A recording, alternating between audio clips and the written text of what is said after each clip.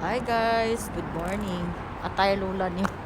So bili lang tayo ng pati liner, no. So ito yung bumungad sa akin ng sikat ng araw. Pero ang lamig.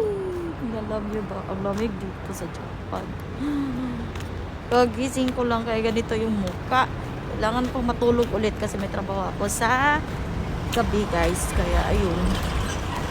Dito tayo sa loob. Punta tayo ng 7-Eleven.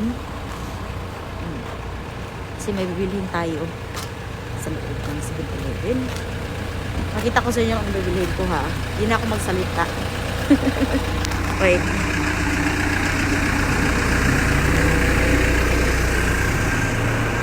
Musok yung baba. Ang bilhin ko. Saan ba yun?